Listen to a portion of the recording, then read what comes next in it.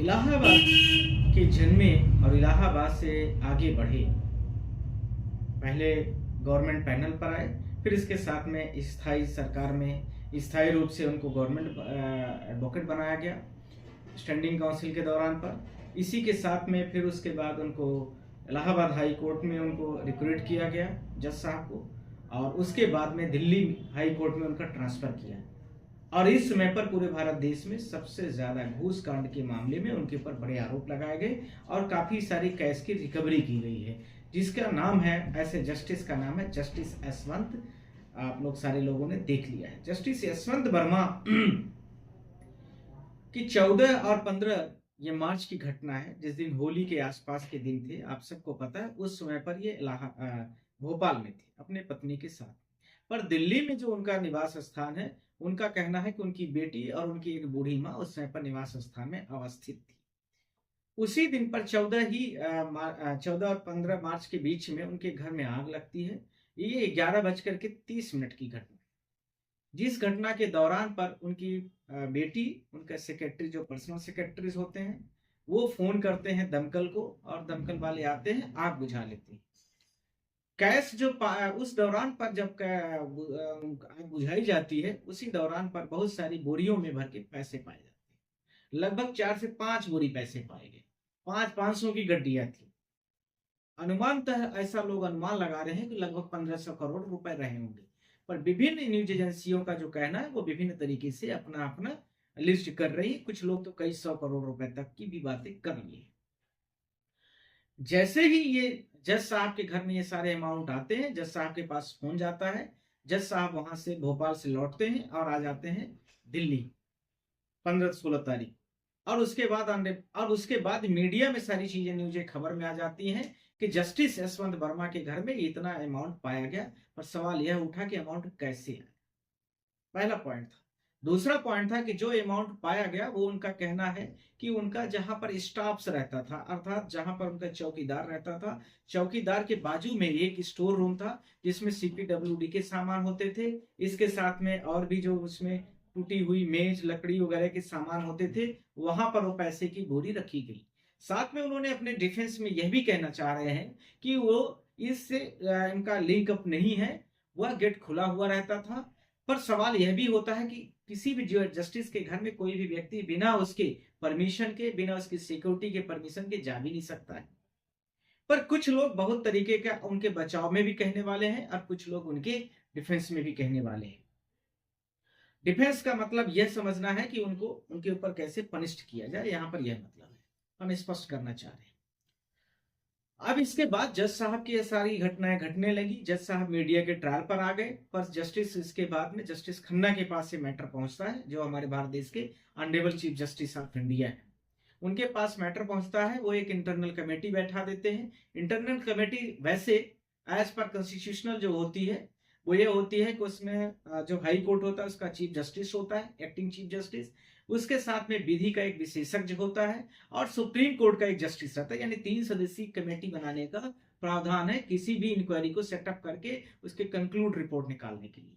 यह रिपोर्ट को फिर उसके बाद जो justice, honourable chief justice of India, जो इस रिपोर्ट को डायरेक्शन देता है बनाने के लिए, उसको यह रिपोर्ट सौंपी जाती है, जो कि यह रिपोर्ट 21 तारीख और 22 तारीख को मार्च में क्रमशः सौंप दी गई है। इस रिपोर्ट में जो चीजें कही गई वो तो काफी बड़ी सारी अपने आप में काफी वो है। पर honourable chief justice of India ने उस रिपोर्ट के साथ में, ये उनके पास पावर होता है कि जब उस रिपोर्ट में न संतुष्ट हो तो उस संबंधित जज के पास जो एलिगेशंस लगाए गए हैं, उनको यह कहें कि वो आप अपने आप में एक इंटरनल और भी कमेटी बना करके उससे भी रिपोर्ट मंगा सकते हैं। उस रिपोर्ट के दौरान पर जो रिपोर्ट आएगी, उस रिपोर्ट से यदि वो संतुष्ट नहीं है तो उस कंसर्न चीफ जो जस्टिस है, उनको इस्तीफा देने के लिए वो अपने आप में कह सकती है। जैसे ही वो जस्टिस, यदि वो इस्तीफा नहीं देता है, तो उसके लिए, यदि वो नहीं देता है तो कंसर्न जो गवर्नमेंट होती है, उस कंसर्न गवर्नमेंट को डायरेक्शन दे सकते हैं कि आप इनके खिलाफ में इम्पीचमेंट ले आइए, क्योंकि ये इस्तीफा नहीं दे रहे हैं। पर जस्टिस वर्मा यहाँ पर वो कहते हुए टिके हैं कि हमारे साथ अनफेयर हुआ है, हमारे साथ अन्याय किया गया है, सोची समझी रणनीति के तरीके से काम किया गया है। सवाल यह भी अच्छा है, उनका तर्क भी अच्छा है। वो ये जो उन्होंने 5 चीजों को कहा है पूरे भारत देश की जनता के सामने, ये हम भी उस चीज में उनके साथ में एग्रीड है। पहला उन्होंने जो बोला कि जो पैसा पाया जा रहा है, जो रिकवर हो रहा है, वो उनके स्टोर रूम से हो रहा है। स्टोर रूम में कोई बिजली नहीं है, ऐसा कुछ लोगों ने माना है कि वहां पर कोई बिजली का कनेक्शन नहीं था। जब बिजली का कनेक्शन नहीं था तो दो जो दमकल डिपार्टमेंट यह कह रहा है कि वहां पर बिजली स्पार्क की, लाइट जली और उसके वजह से हुआ, तो वह कहीं ना कहीं बात अपने आप में आधी अधूरी सी लगती है। दूसरा उन्होंने कहा कि यह हमारा जो वार्ड रहता है उसके जस्ट बाजू का रूम है, अर्थात उनके किचन से इसका कनेक्शन सत्यापित नहीं होता। उसमें बहुत सारे सीपीडब्ल्यूडी के जो आते हैं, जो कर्मचारी होते हैं, कुछ भी वो सामान वामान, मतलब मान लीजिए कुछ वहां पर फर्निशिंग का काम किया, वहां पर गार्डन का काम किया, वो सब कुछ ऐसे रहते हैं हर ऑफिस में, स्टोरेज में, कि वहां पर कुछ भी गलत कचरा निकला, कुछ ऐसी चीजें टूटी फूटी निकली तो उसी में ले जाके के रख देते हैं। वो ऐसा रूम समझ सकते हैं कि जैसे आप गांव में कह दें कि कूड़ा कबाड़ा इकट्ठा करने वाला एक रूम होता है, उस कमरे में ले जाकर के उसको रख दिया जाता है सारे सामानों को उसी में। अब ये भी कह रहे हैं इसके साथ में उनका पांचवा जो तर्क है, चौथा तर्क, कि वह कमरा हमेशा खुला रहता। ठीक है, मैंने मान लिया। पांचवा उनका यह तर्क भी है कि ये जो कमरा खुला रहता था, उस कमरे में कोई भी व्यक्ति आ सकता था और जा सकता था, यह भी बात मैंने मान लिया। पर ध्यान रखने की आवश्यकता है कि सिक्योरिटी के बिना परमिशन के कोई नहीं आ सकता है, एक परिंदा भी जस्टिस के घर में नहीं जा सकता है। यह बड़ा आवश्यक प्रश्न है यहाँ पर। अब ऑनरेबल चीफ जस्टिस को जब उन्होंने कन्विंस किया इस बात को 16 तारीख को, तो ऑनरेबल जस्टिस खन्ना साहब ने उनको डायरेक्शंस दिया, और एक उपाध्याय जी जो Allahabad sorry Delhi high court के चीफ जस्टिस हैं, उनको डायरेक्शन दिया कि इनकी कॉल डिटेल्स 6 महीने की हमें प्रस्तुत की जाए। पहला पॉइंट दिया। दूसरा डायरेक्शन दिया कि जो वहां पर उनके स्टाफ के ऑफिसर्स हैं, अर्थात जो सिक्योरिटी व्यवस्था में हैं और जो वहां पर उनके इंप्लॉइज हैं, उनके भी कॉल डिटेल्स और उसके साथ में उनका कन्वर्सेशन, सीडीआर रिपोर्ट हम लोग कोर्ट की भाषा में कहते हैं, वो भी सौंपी जाए, जिससे हमें क्लैरिफाइड तो कर सके कि जस्टिस वर्मा के ऊपर कहीं फाल्स एलिगेशंस तो नहीं लगाए जा रहे जैसा कि वो कह रहे हैं। इसी के साथ में तीसरा पॉइंट भी कोर्ट ने डायरेक्शंस में बोला है कि जो घटना 11:30 पर घट रही है, उस समय पर ऑनरेबल साहब है भी नहीं, तो ये घटना उनकी अनुपस्थिति में ही एक कैसे घट गई, इसका भी रिपोर्ट में कुछ ना कुछ चीजें तो आनी ही चाहिए। ये सारी चीजों को जब कोर्ट ने बोल दिया, तो इसके साथ में सारी घटनाएं कहीं ना कहीं पर आगे जाकर के, जिससे एक दूसरे को कोलैबोरेट कर सके, एक दूसरे से इंटरकनेक्ट कर सके, और एक सही निर्णय की तरफ जुडिशरी किसी भी बेगुनाह आदमी यदि है उसको सत्यापित करने के लिए आर्टिकल 124 में, आर्टिकल 124 का जो आर्टिकल सब 4 है, उसमें स्पष्ट तरीके से इस चीज को बोला गया है कि यदि हाई कोर्ट के जजेस को हटाना है तो आर्टिकल 124 में ये सब 4 जो आर्टिकल्स है, उसके सब सेक्शन से उसके अकॉर्डिंगली हम करेंगे, ये ध्यान रखने की आवश्यकता है। और यदि हम सुप्रीम कोर्ट की बात करते हैं तो आर्टिकल 217 में है, यानी सॉरी 127 में है, वो भी आपको लोगों को मैंने बता दिया। जो कि अभी जस्टिस जो शेखर यादव हैं इलाहाबाद हाई कोर्ट के, जो उनके ऊपर लगाई भी गई, जिसमें 50 राज्यसभा सदस्यों की उनकी संस्तुति भी हो गई है, और इसके साथ में अब वो लोकसभा में जाने वाला है। लोकसभा में 100 मेंबर्स की आवश्यकता पड़ती है किसी भी जस्टिस को वहां से हटाने के लिए, वहां तक वो प्रोसेस अब जाने वाला है, अर्थात अभी राज्यसभा से पूरा होकर के आजकल में तो लोकसभा में जाएगा। सवाल इसके साथ में यह भी है कि जस्टिस जो यादव जी हैं 2021 तक इलाहाबाद हाई कोर्ट में रहते हैं, और उसके पहले 2021 में इलाहाबाद रहते हैं, उसके बाद ही 2021 में उनका ट्रांसफर होकर के दिल्ली में आते हैं। पर वो जो मैटर सुने होते हैं वो एक से बढ़कर एक पॉलिटिकल मैटर होते हैं। पहला, एक शराब नीति पूरे दिल्ली प्रदेश में हुई थी, जिसमें लेकर के आप लोगों को पता है कि उसमें जो कंसर्न पार्टी थी, जो भारत देश की अभी लेटेस्ट पार्टी रिकॉग्नाइज हो गई, और उसके साथ में दिल्ली में चुनाव भी आ गए। उस पार्टी ने कई एक किसी कंसर्न पार्टी, किसी वेंडर को, जो अरोरा नामक कोई वेंडर रहता है, उसको पैसा लेन देन का मामला आता है, और उसी पार्टी को, उसी व्यक्ति को जो भी है, उसको वो पूरी तरीके से वहां पर दिल्ली में कम रेट वाले ज्यादा प्राइस पर करके उनको पूरा टेंडर दिया जाता है। इसमें कई लोगों के नाम आते हैं, मंत्री मिनिस्टर्स भी इसमें शामिल होते हैं। इसकी जो सुनवाई चल रही थी वो जस्टिस कौन कर रहा था, यशवंत वर्मा जी कर रहे थे, और उन्होंने इस रिपोर्ट को क्लोजर रिपोर्ट लगा दिया था। पहला पॉइंट। दूसरा, इन्होंने इससे भी महत्वपूर्ण मुद्दा जो सुन रहे थे, एक दिल्ली शराब नीति का एक दूसरा भी मामला था, उसकी भी सुनवाई यही कर रहे थे। एक तो वो मंत्री जी का था जो कंसर्न मिनिस्टर्स थे, एक दूसरा भी था दिल्ली शराब नीति में, जिसमें बहुत सारे लोग उसमें शामिल। होता क्या है कि जहां पर एक मैटर सुनवाई में चल रहा है, कंसर्न मैटर से रिलेटेड जितने होंगे वो उसी कोर्ट में जाते हैं। ये हर कोर्ट में होता है, लोअर कोर्ट में भी होता है, हाई कोर्ट में होता है, सुप्रीम कोर्ट में भी हमारे होता है। इसी के साथ में जो करंट उस टाइम पर रूलिंग पार्टीज थी, उनका स्पेशल एक बड़ा विधायक करोल बाग साइड के थे, उनका भी एक बड़ा मैटर था, उनको भी उन्होंने सुनवाई किया था। और सबसे बड़ी बात, देश की सबसे बड़ी पुरानी पार्टी जो थी कांग्रेस पार्टी, उसका जब अकाउंट फ्रीज कर दिया गया था, आप सबको पता है 2014 में, सॉरी 2024 में, उसकी भी सुनवाई यही जज साहब कर रहे थे और उस याचिका को उन्होंने डिसमिस भी कर दिया था। अर्थात कुछ लोगों को इन्होंने हित पहुंचा दिया।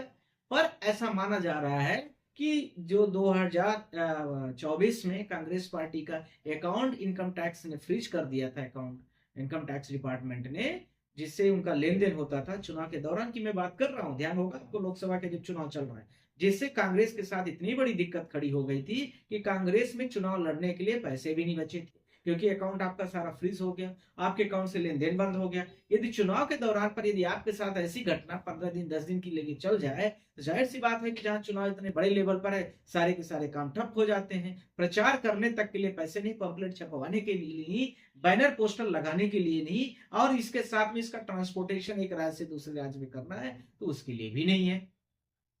ये सारे चीजों का जो सवाल है, इस सवाल का जवाब जो है, तो वो इन्होंने पूरा अपने ये जो याचिका आई थी उसमें कांग्रेस पार्टी की याचिका को उन्होंने डिसमिस करते हुए जज साहब आगे निकल गए।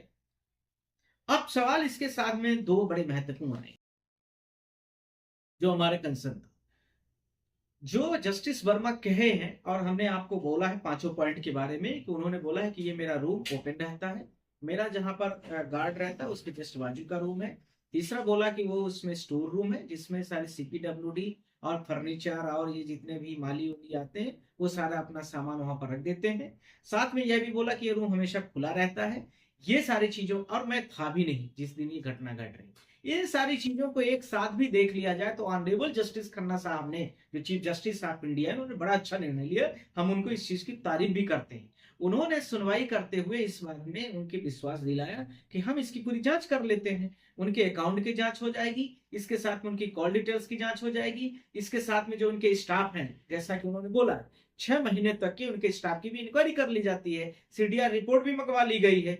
अब इन सारी चीजों के साथ में ये सारा दूध का दूध पानी का पानी जो जज साहब कह रहे हैं, और इसके साथ में जो कैश अमाउंट पाया गया है दोनों के बीच में, और यदि एक किसकी लापरवाही है वो भी स्पष्ट होकर आती है, तो जज साहब अपने यदि सही होंगे तो साबित हो जाएंगे, और यदि ऐसा नहीं होगा तो वो अपने आप इनको इम्पीचमेंट के थ्रू या चीफ जस्टिस ऑफ इंडिया इनको ये बोलेंगे आर्टिकल 124 में, आर्टिकल 124 का सब सेक्शन 4 जो है, कि अब आप इस्तीफा दे दीजिए। जब इस्तीफा देने की बात आएगी और ऑनरेबल जस्टिस साहब नहीं करते हैं, मान लीजिए ऐसी चीजों को नहीं करते हैं यशवंत वर्मा जी, तब honourable chief justice of India उसमें रिकमेंडेशन देंगे कंसर्न गवर्नमेंट को कि अब आप इनको इनके खिलाफ पर इम्पीचमेंट लाइए।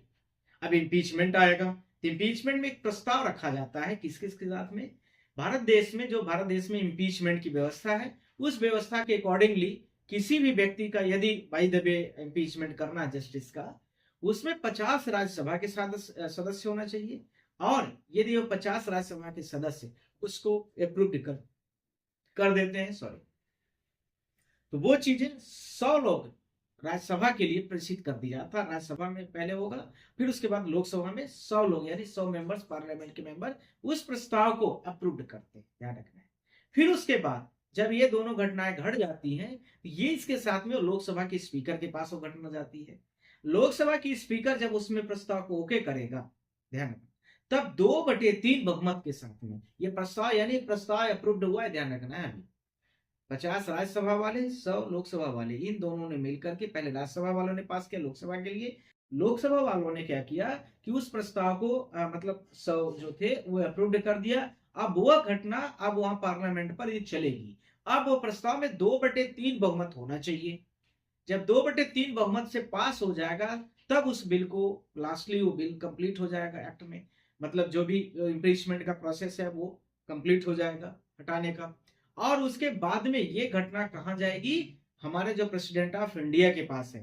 अब प्रेसिडेंट ऑफ इंडिया उसमें निर्णय लेंगे कि इसका क्या प्रोसेस सही है या गलत है, फिर उसके साथ में उसको हटाने की घटना हो जाती, कंप्लीट प्रोसेस पूरी हो जाती है और उस जस्टिस को उसके बाद में वहां से अपने पद से इस्तीफा दे देना पड़ता है।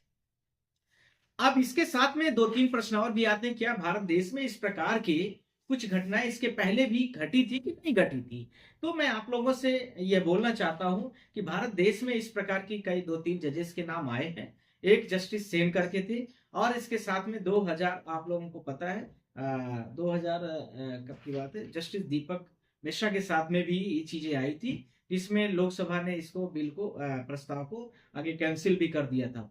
जस्टिस रामास्वामी एक थे, जिनके ऊपर ये घूस लेने का काफी बड़ा आरोप था। ये सुप्रीम कोर्ट के जज थे, इनके ऊपर भी आरोप लगा। पर लोकसभा का जो स्पीकर होते हैं, जब जैसे ही इम्पीचमेंट की सारी बातें आती हैं रिप्लेस करने की, तो वो अप्रूवल को उन्होंने कैंसिल कर दिया। दूसरा मैंने आपको बोला था, जज जो थे सौमित्र सेन थे, ये वेस्ट बंगाल के रहने वाले हैं जहां तक मुझे ध्यान है। इनके ऊपर भी लगा था, पर ये भी वहीं पर पार्लियामेंट में गया और उसके बाद वहां पर ये घटना खत्म हो गई।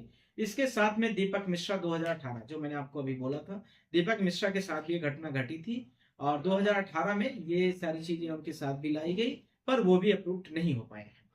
अब सवाल इन सारी चीजों को लेकर के था जो मैं आप लोगों को बोलना चाह रहा था। मुझे जो लगता है कि इस तरह से जो जुडिशरी में ये सारी चीजें हो रही हैं, वो भारत देश की कहीं ना कहीं जुडिशरी को खत्म कर रही है, कमजोर कर रही है। यदि बाह्य तत्वों ने ऐसी घटना को प्लान किया है और वर्मा के साथ में ऐसा करने की कोशिश किया है, तो ये सारी चीजें जुडिशरी, भारत देश में जनता का विश्वास हटता जा रहा है, वैसे भी हट रहा है।